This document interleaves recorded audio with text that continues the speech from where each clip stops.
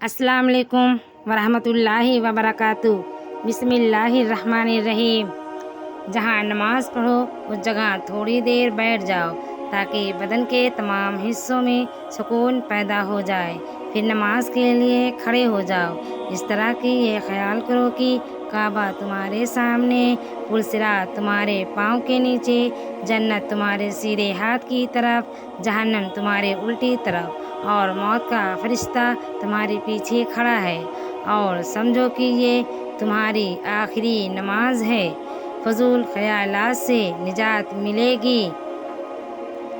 تہجد ایک ایسی لاڈلی عبادت ہے جس کا بلاوا عرش سے آتا ہے، اور یہ بلاوا اس کے لیے آتا ہے جسے اللہ نے چنا ہوا ہوتا ہے، اور یہی اس کی خوش نصیبی ہے۔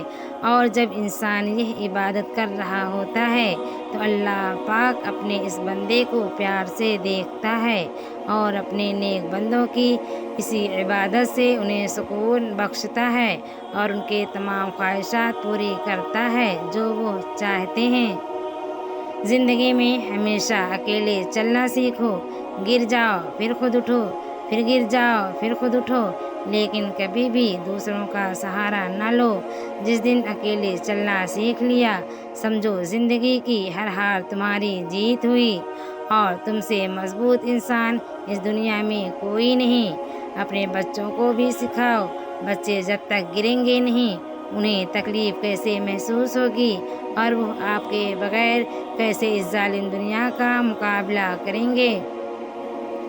کڑوے الفاظ جب بولتے ہیں تو وہ گولے کی طرح سینے میں لگتے ہیں، دل چیر کے اس کے ٹکڑے ٹکڑے کر دیتے ہیں، اور آگے والا انسان سکون سے سو جاتا ہے کسی کو دکھ دے کے، اور وہ ٹوٹا ہوا انسان بنا کچھ جواب دیے خاموش ہو جاتا ہے۔ اور اگر وہ تہجد میں رو دے، اللہ کے سامنے اپنے آنسو گرائے، تو اس انسان کو ڈرنا چاہیے، کیونکہ ایک بار آہ لگ جائے پھر انسان کبھی نہیں سدھرتا۔ اور جب توکل کرو تو یہ مت سوچو کہ جو مانگا ہے وہ ملے گا کیسے، بلکہ انتظار کرو کہ جو مانگا ہے وہ ہر حال میں ملے گا۔ کب اور کیسے، اس بات کا فیصلہ وسیلہ بنانے پر چھوڑ دو۔